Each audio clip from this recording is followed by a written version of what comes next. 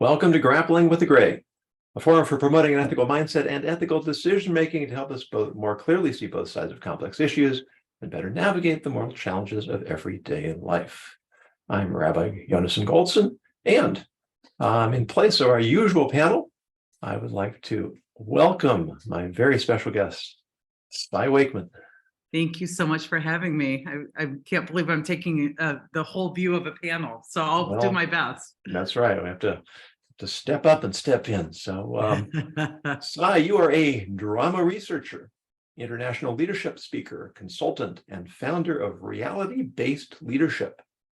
You are author of 4 books, including the New York Times bestseller, The Reality-Based Rules of the Workplace: Know What Boosts Your Value, Kills Your Chances, and Will Make You Happier. And most recently, Life's Messy, Live Happy. Described as the secret weapon to restoring sanity in the workplace, Cy was voted in the top 100 leadership professionals to follow on Twitter for 7 years in a row. For the last 3 years, Cy is ranked number 1 among Global Guru's list of top 30 leadership professionals across the globe. Now, Cy, I first got to know you, not this past summer, but the summer of 22 at the National Speakers Association conference, and we've been trying to make this work for a while. So I'm delighted. Life's messy, right? But we made it happen. We made it happen. And really appreciate having you here, and looking forward to our conversation. Thank you. I'm really looking forward to it. So here is our topic for today.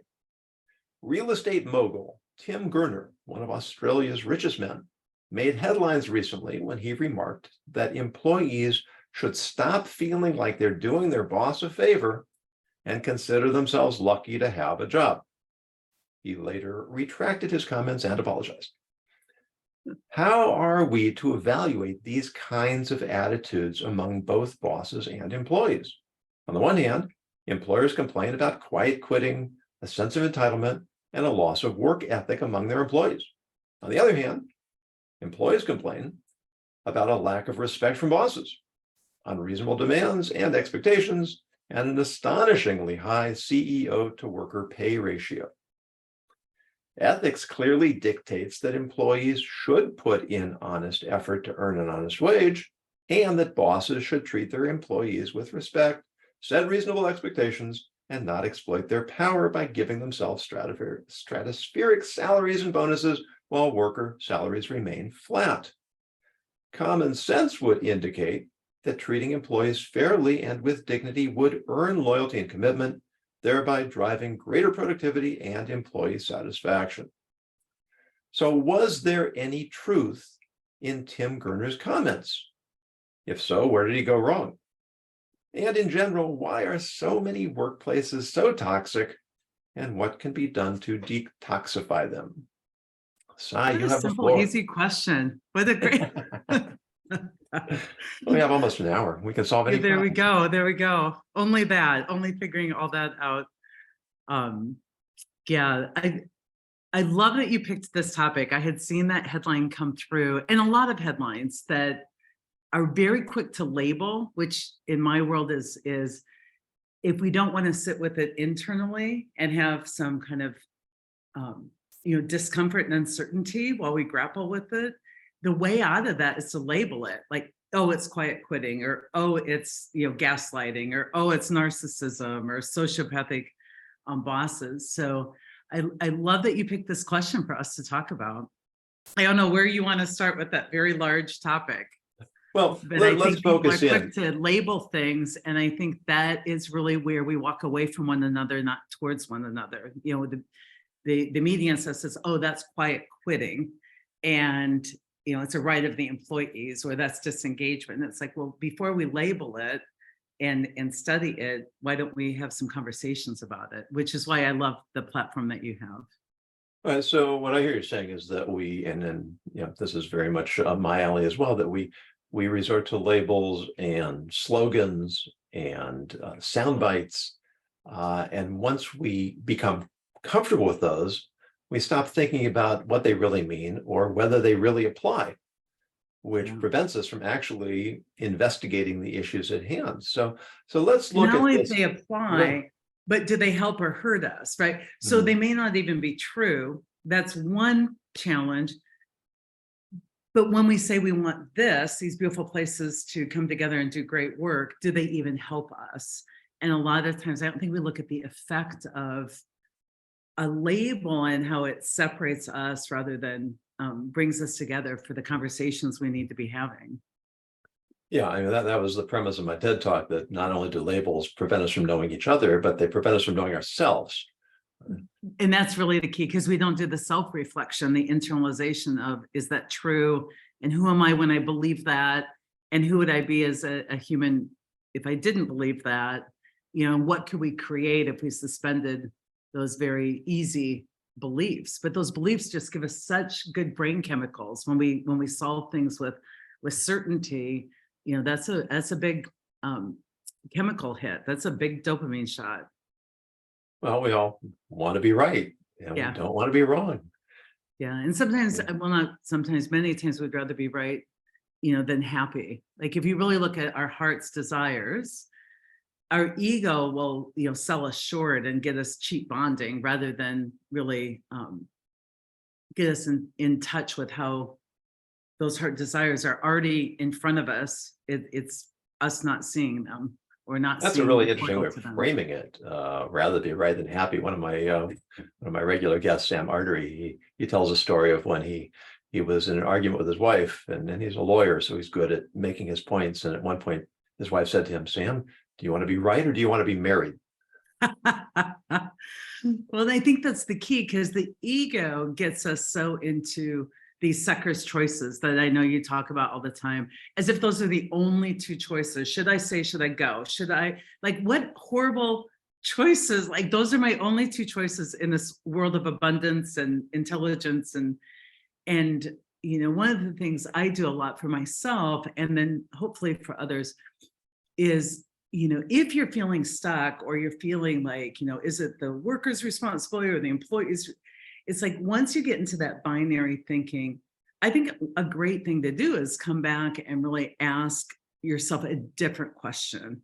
You know, so when I got kind of a sense of what we wanted to talk about today, I just instantly looked at the question, you know, is it, you know, who's right here, the employer or the employees? And do the employers have a right to expect? And can the employees have a right to? Once we get into that type of conversation, I think we've really limited ourselves. And David White, one of my favorite poets, has this beautiful line of thinking. He said, whenever you're in a conversation that's exhausting, try this: end the conversation and begin a new one. And that the point of inviting people back to the table, making that invitation, is like, this conversation is exhausting. I think we've boiled this down into like a really poor question. You know, is it this or is it that? It's like, what about the questions like, what do our hearts desire or our souls crave? And how can we create that together and still deliver the results we need? You know, and so I love that concept when we get into these questions that are posed, because I think first we got to question the question. You know, what's true about that? What's right about that? What is that even a good question that will lead us to, you know, maybe a more workable solution? And I don't even like the word answer, because I don't even think we need answers. I think we just need today's solutions that will keep continuously improving for tomorrow. But we're not even in those conversations asking good questions, in my opinion, many times. That's why we're also fearful and suffering at times. That's really fascinating. So what I hear you saying is that we're so eager to get to the solution that we don't do what's necessary to get to the solution. So we sabotage ourselves before we even get started. Well, I think we sabotage ourselves what we feel underskilled in. So if I haven't sat with my own grief, I can't sit with the grief of another if I'm a leader. If I haven't, you know, worked to forge some wisdom, you know, through both study and intellect and experience, then I can't move through the world lovingly. I can't hold space for, you know, this process, or we're writing a book right now, Alex Dorr and I, on the new leadership competencies. And one of the biggest competencies I see leaders and probably team members, I don't even like the division of that, like we're all influenced, like people in the workplace, but one of our categories we study are people that have some formal power granted by organizations. But what they're very underskilled in, and therefore then avoid, because we all avoid what we're either uncomfortable or underskilled in, is even just the ability to hold space, where I can do two things at once. I can validate your experience and say, tell me your dissenting opinion or what it's like to be human in your form. And I can really hold space for that and say, I see you. And I can also, as not a debater, but as a leader, hold space for, I can validate your experience, but I don't have to validate the sense you're making of your experience. Like, let's play with that. Let's see if that is a proper conclusion.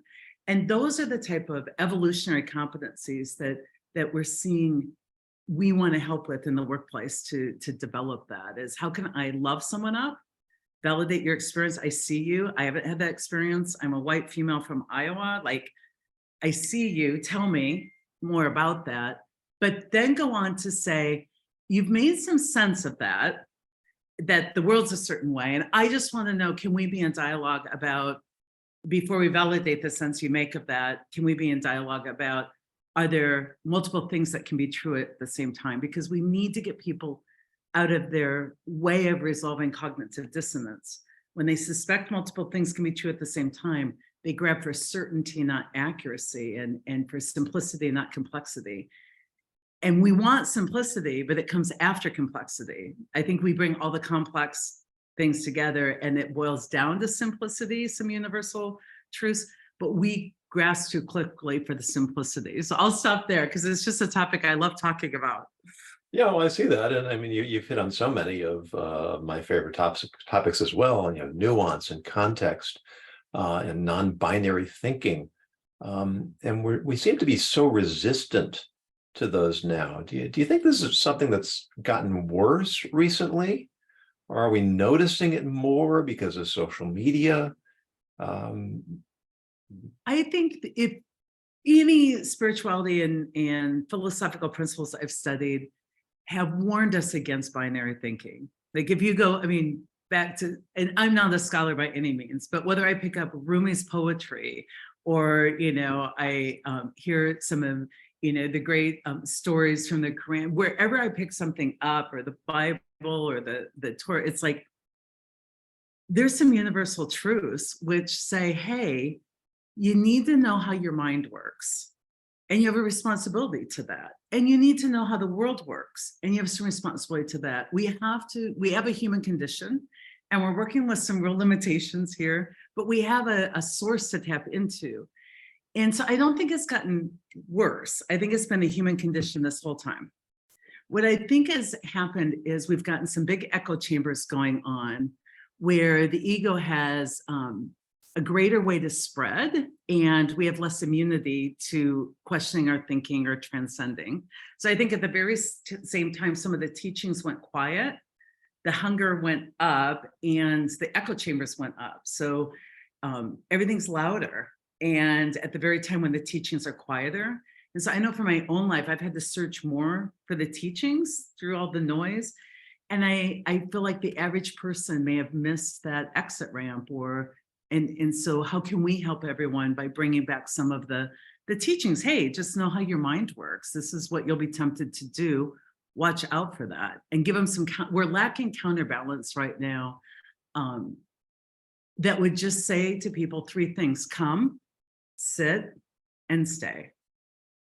And if that's all we said to people, like what is happening right now to raise the fear levels in the world, in Cy Wakeman's humble opinion, is we are doing mass abandonment. So from a psychological standpoint, if I say come and sit, and you say something that challenges my worldview and I don't stay, that's abandonment.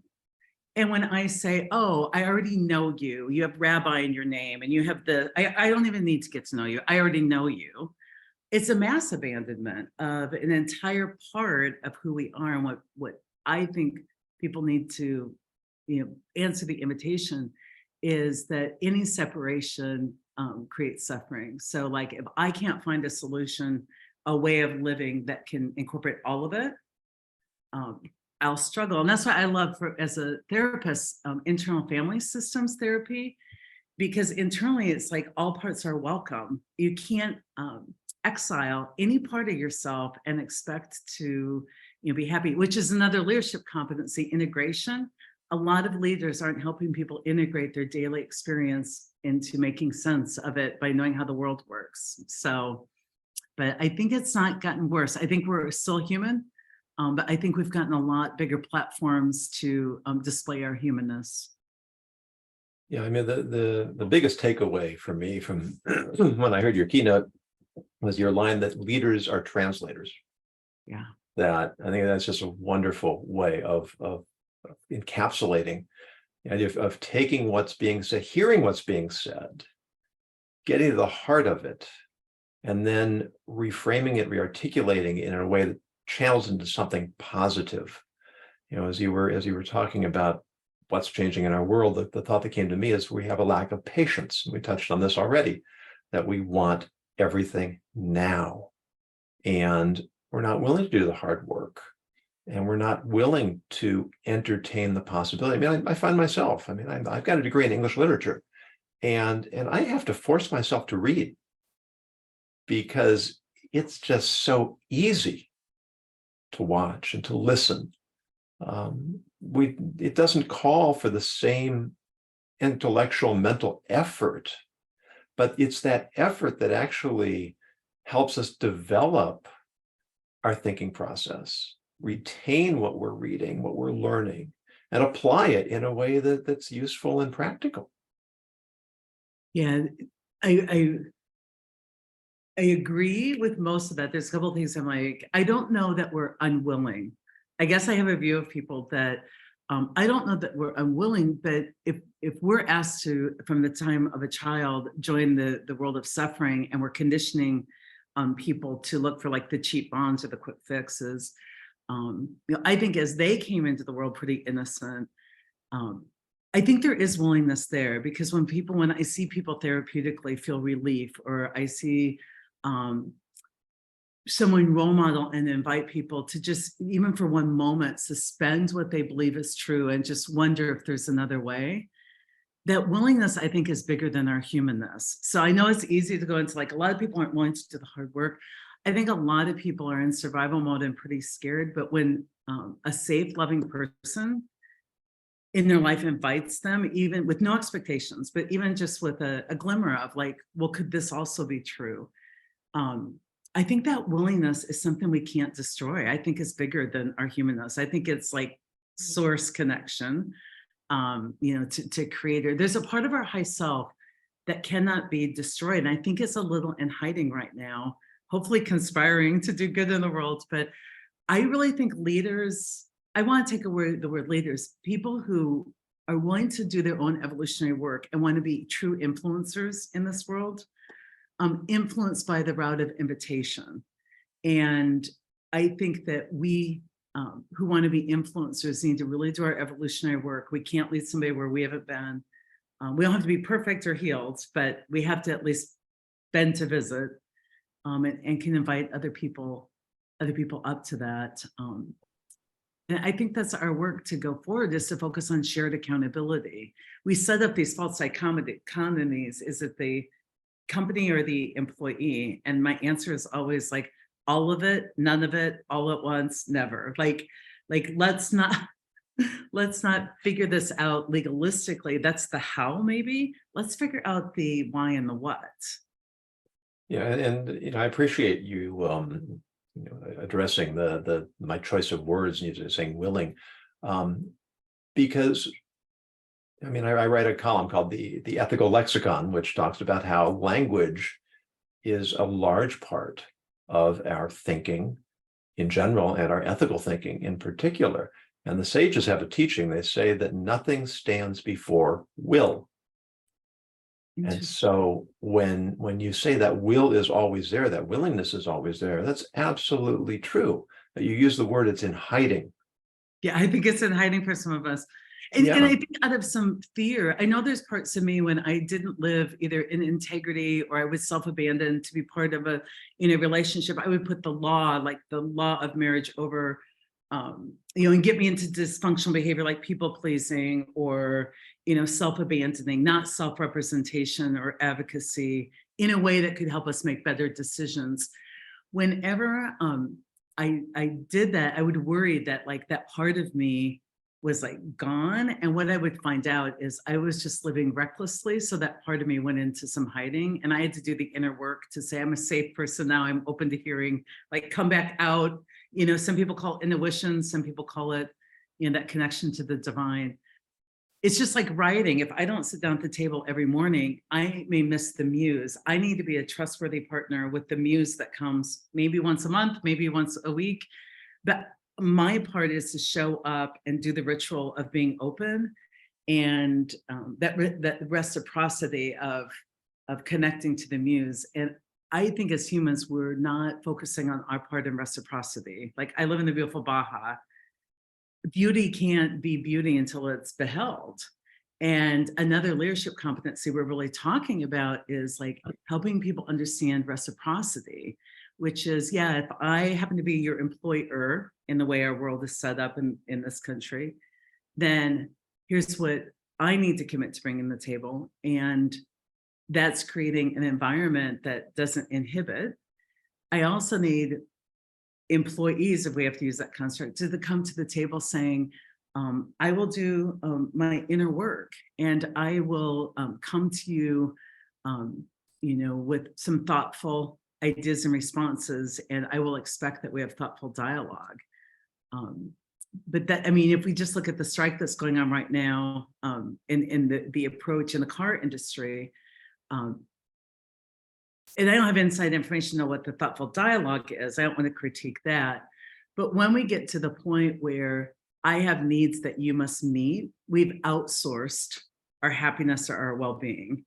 Instead of, can we have a conversation about what we want to co-create together? And then here's what I need to do to make that happen. And here's what I'm willing to do. And here's what I'm hoping you're willing to do.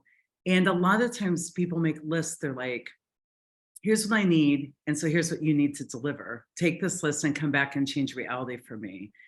And at reality-based leadership, we really like to bring in a third element, which is here's what I want to co-create. And here's what I'm willing to do together, that accountability. And here's what would be helpful and that I have some needs from you, some desires.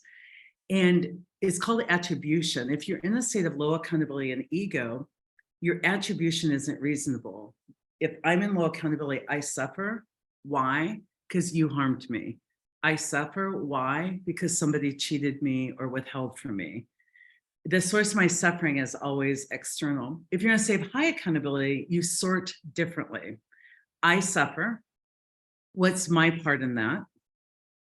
So in a marriage, what am I not doing to be more honest and self-advocating and having better dialogue? And then what could I use from another person? And that sorting, where it comes in threes, is healthy attribution. The first way I talked about is unhealthy attribution. It's really outsourcing, so the employers are blaming workers and workers are blaming employers. It's outsourcing happiness or outsourcing success. I had about 5 or 6 different things I wanted to follow up on. Sorry, I need to make them shorter. I love this conversation.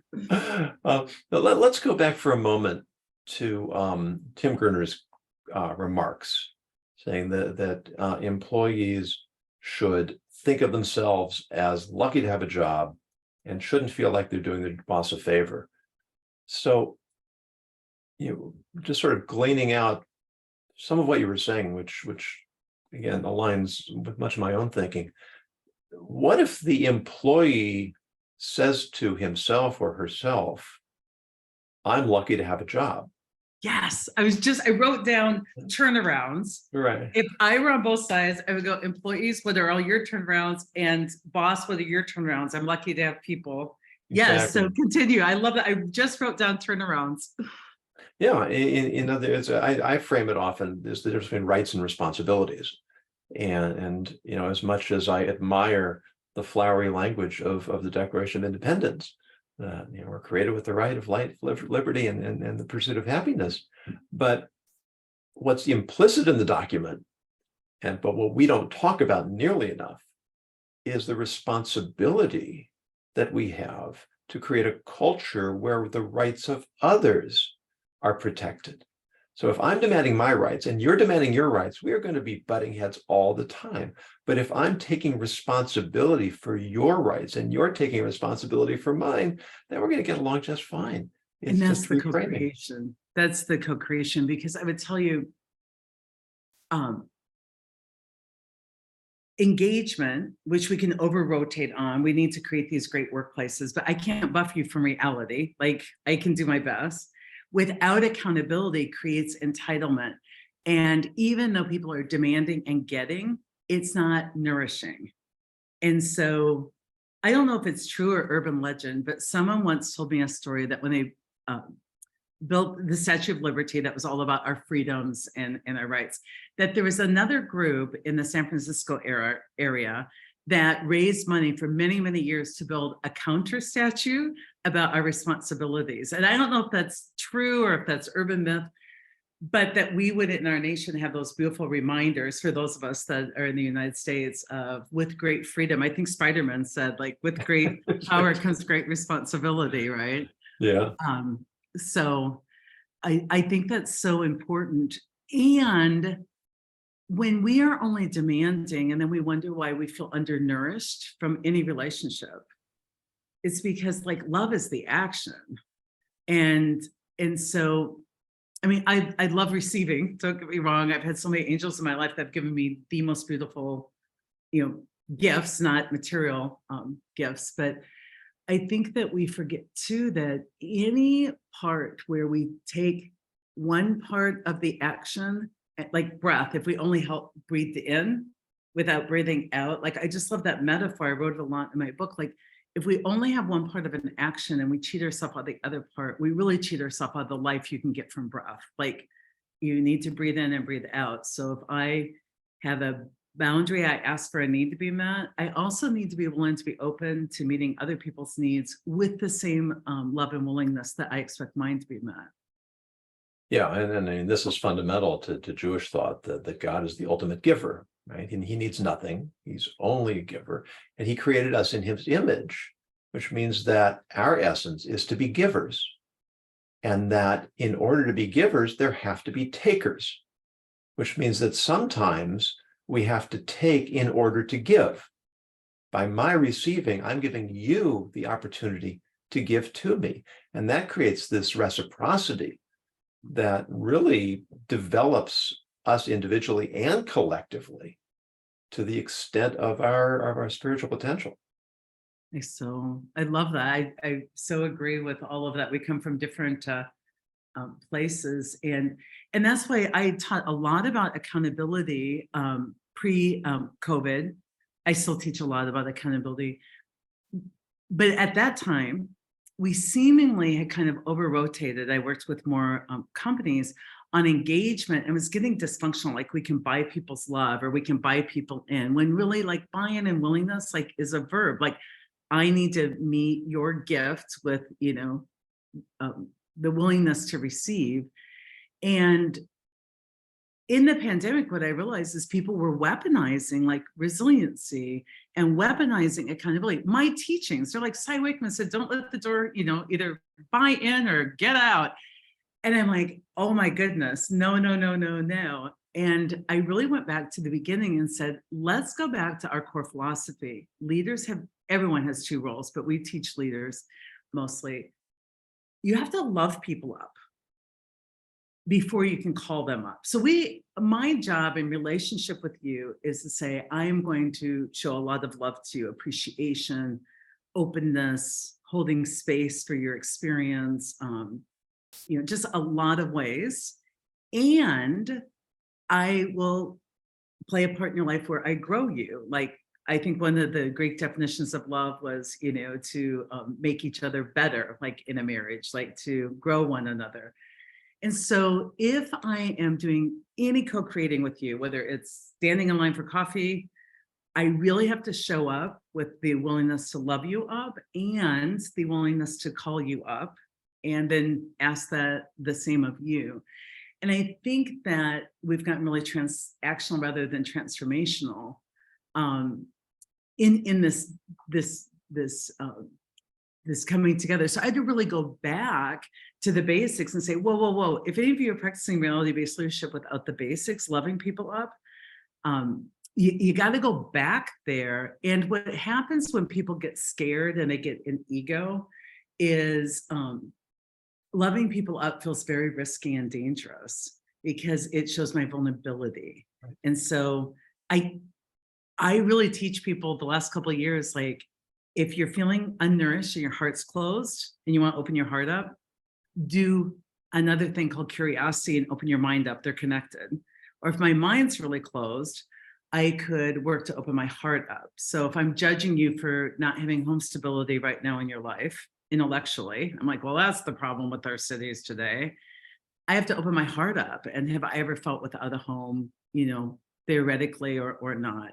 And if my heart closes to you, it's probably because I'm judging you. I need to open my mind back up. Yeah, I have a comment from Hope who says that calling people out for being less than some gold standard of resilience contributes to physical manifestations of anxiety as well as harms mental well-being. So, telling people— and it's not even what resilience is. Right. Exactly. True resilience, when we research it, isn't stamina or like perseverance or, I'm a trauma-informed therapist. So like a lot of people who are resilient, that's just a trauma response. We need to help them, find some other ways with, like, I'm not talking about the grit, but I'm talking about the willing to overfunction and the, denial of our own well-being. True resilience, when we studied it, had three things in it. One, people who really showed high levels of sustainable resilience had large networks of positive relationships, significantly larger, diverse, large networks of where we may not share a faith, but I can call you up and say, I am hurting, will you help? Or I am not knowing something, can you contribute? Secondly, they asked for help most often. They turned towards humans rather than away from humans. And so they tapped into the source. I think Marianne Williamson said, you're not the electricity, you're the toaster. Like, tap into the source. Like, you keep thinking you're self-generating. No, you've got to tap into something.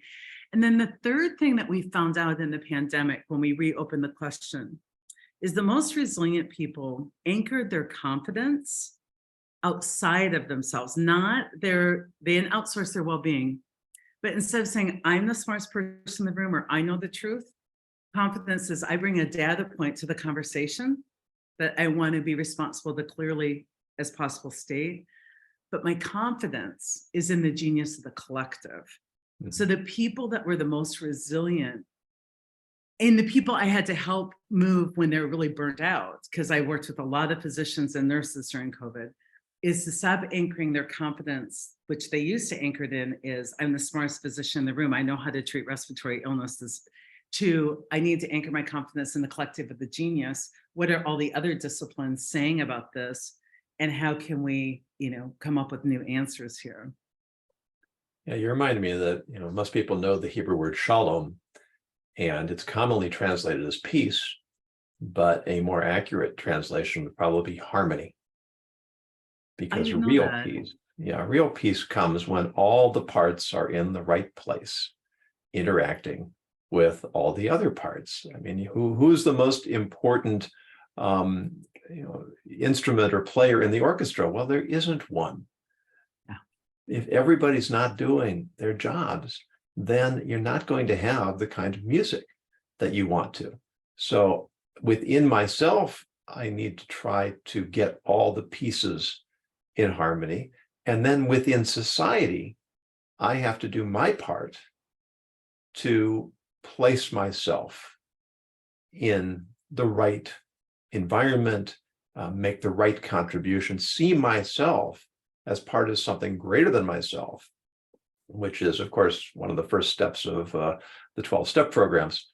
Yeah, exactly. Right? Surrender, admit, and manageability. And I really appreciate what you're saying as far as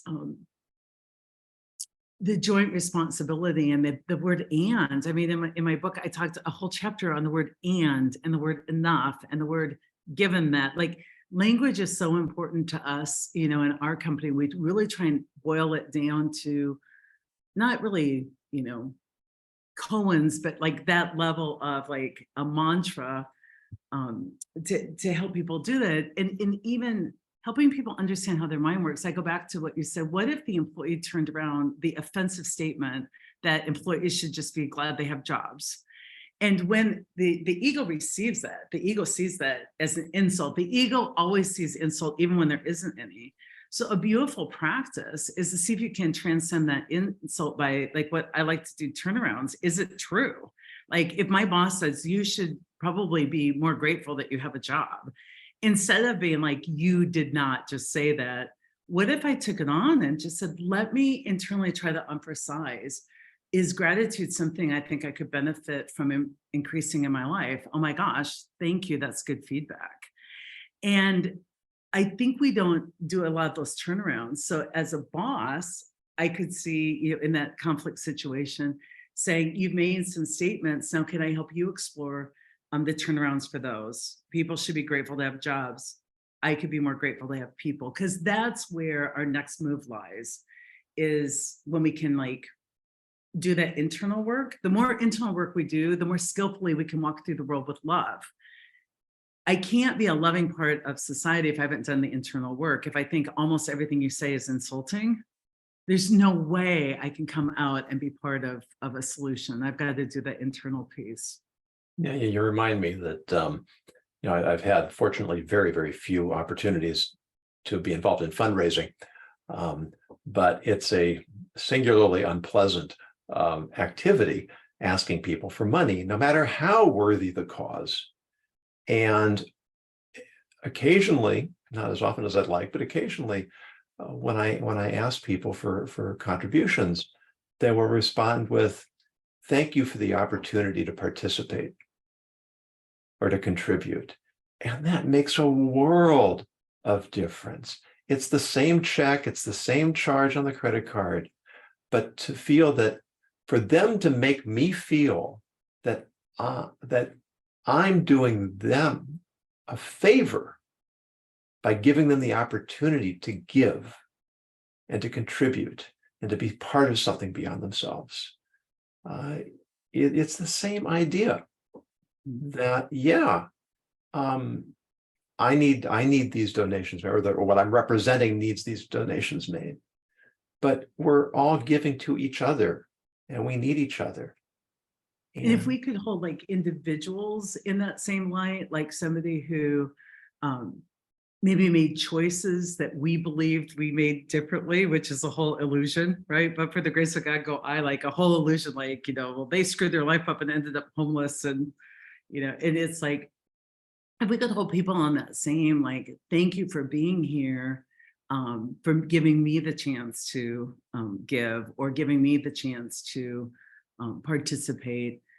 It just softens so much. That's the heart opening I'm talking about, and the mind opening, that I think it's that simple. If on a daily basis, we could have people taking a few more minutes to focus on, how can I walk open-hearted and open-minded?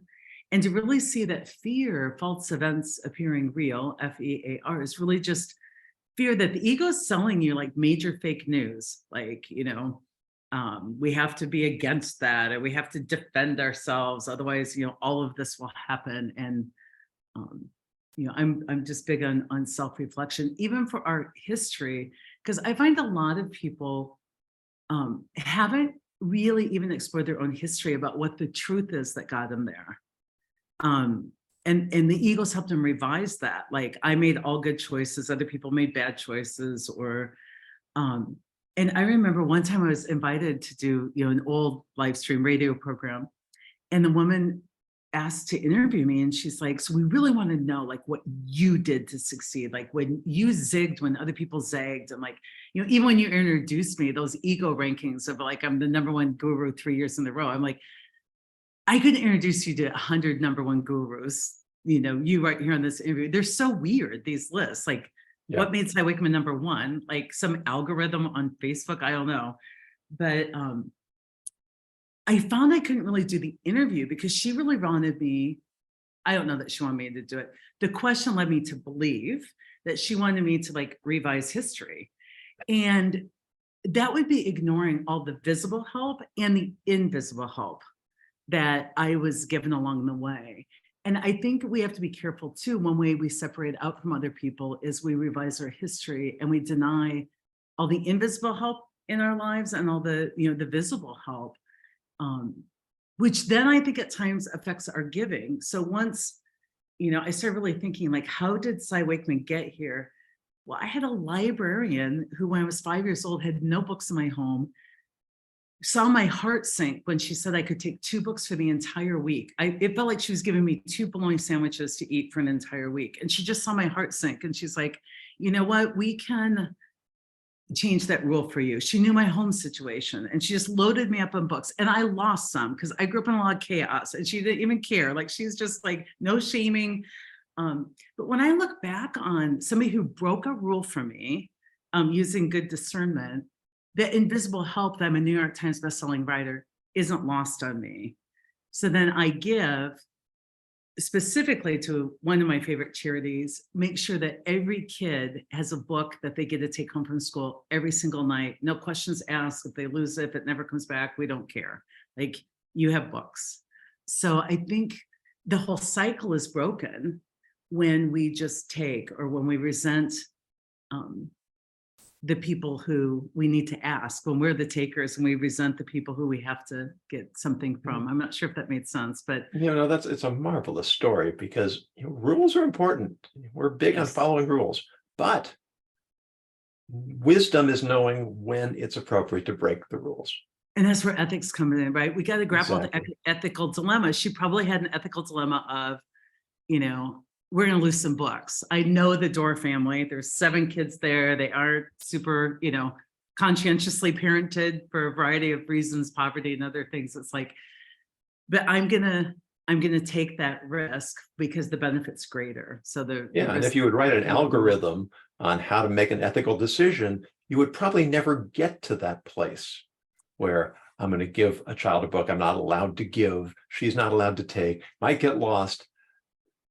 The human element of being able to factor in all the different variables, I frequently make reference of this insidious expression, situational ethics, which is used to mean that ethics change depending on the situation, which I believe is dangerous. Interesting. I would not agree with that. I would say good. That is the ego's justification. That's how can I morph an ethical kind of format into my work? Right. Yeah, which is they say that ethicists are no more ethical than average people, and perhaps less, because there's this proclivity to over intellectualize. But what it really comes down to is that situations are all different. And you do have a variety of ethical principles and values that are competing with each other. And that we have to be able to sincerely, genuinely, authentically, rationally, and emotionally to the right measure, manage all of these competing values in order to get to or work our way to what has a chance of being an ethical solution.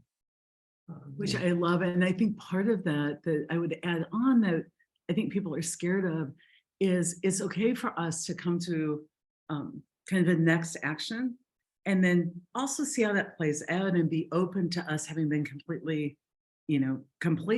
on the, I don't like right or wrong, but everything we put out there, one of the risks is it will create an additional dilemma. And how do we stay in relationship through that? So it's like, giving me books was fantastic. And there were some losses. And at the same time, if that became the new dilemma, like just give all of our books to kids no matter what and never expect them back, that might not be the best solution for the library. So I think what I see leaders struggle with is they want to make a decision and just for it to be right, instead of let's make the best we have now and let's keep thinking. And when I was having babies, I was married to a man, we picked all British names, George, Charles, And so I was pregnant with my third baby. And my mom, I think, wanted more maybe names that were more our culture. But my mom just wasn't a judger. So I was like 7 months pregnant. And she said, so what are we going to name this little boy? And he said, oh, Mom, we're going to name him Henry Albert. And she goes, oh, well, you're only 7 months along. Let's keep thinking. And we named him Henry Albert. And he's that's his, he's a beautiful person. That's his name. But what I love about that sentence is that, can we agree for now on this action? And then can we both accept the invitation to stay together and keep thinking? And I think a lot of times we decide and then we abandon the let's keep thinking or the continuous improvement, which I think is another place we have to get more tolerance for, is that we can decide and all of our actions probably have other consequences. Yeah, you remind me. I'll just share the story that our third child, we named him Yitzchak, which is the Hebrew for Isaac. And my parents, who were not religious and not particularly affiliated with any of their Jewish identity, they didn't like the name because they couldn't pronounce it. And it's Hebrew ches. And we never stopped hearing about this. And when my wife was expecting number 4, so we heard, oh, are you going to give a name this time that we can that we're happy with? So I asked my rabbi, how far should I go to make my parents happy? Yeah, to honor my parents. And he said, as far as you need to. So we gave my mother a long list of girls' names.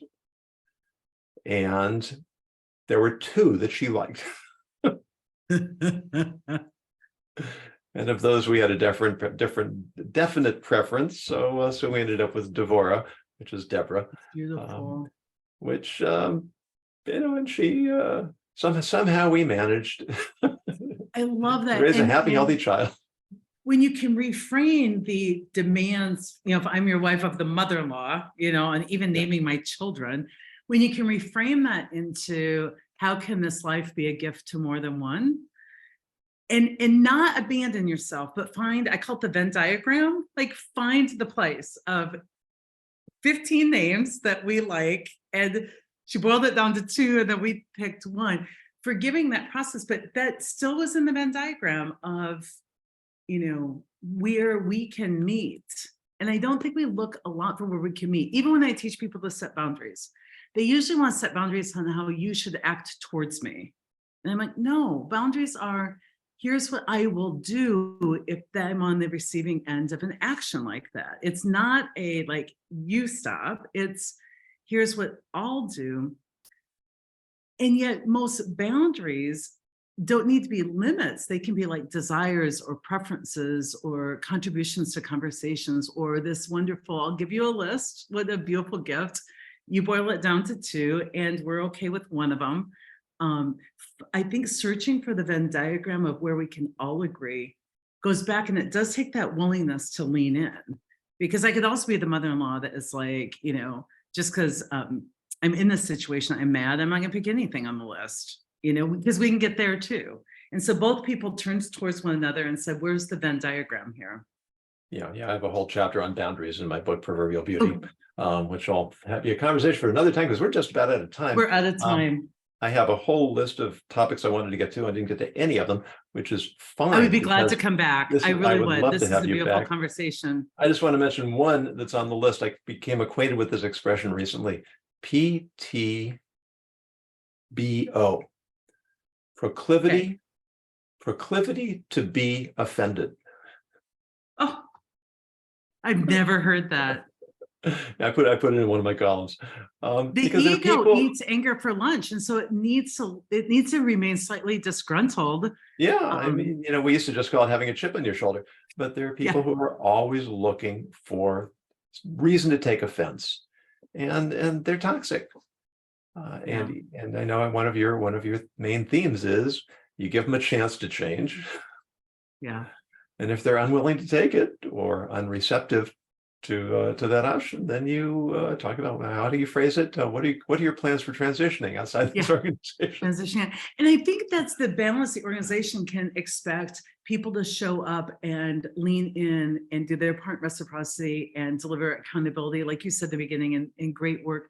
And I also think it's really easy to love high accountables and to like have a love fest at work with, people showing up and doing their work. Like what is, hard to like really lead well about that.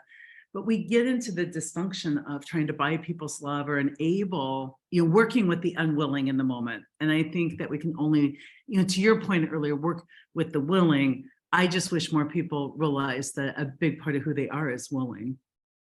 Yeah, well, I think that's a great place to stop for now. And I'd love it if we could do this again. It would be nice. I'm glad to. Cy, how can people find you? We are on LinkedIn under Cy Wakeman or Reality-Based Leadership. And we also have a great newsletter, realitybasedleadership.com/newsletter. Is a great way to keep up. We just try and give a lot of great content video every couple of weeks for folks. So that'd be great if they'd tune in. Well, I can't imagine why they wouldn't want to. So thank you to Hope for being active in the comments. And thank you, Cy, for your time. Really, really delightful conversation. Thank you. Thanks for the work you're you're keeping doing. in touch. For those of you who are watching or listening, if you have a topic that you'd like to suggest, please go to my website, ethicsninja.com. Use the contact information to submit it. And if it's compelling, we will definitely take it up. And for now, remind you to always continue grappling with the gray.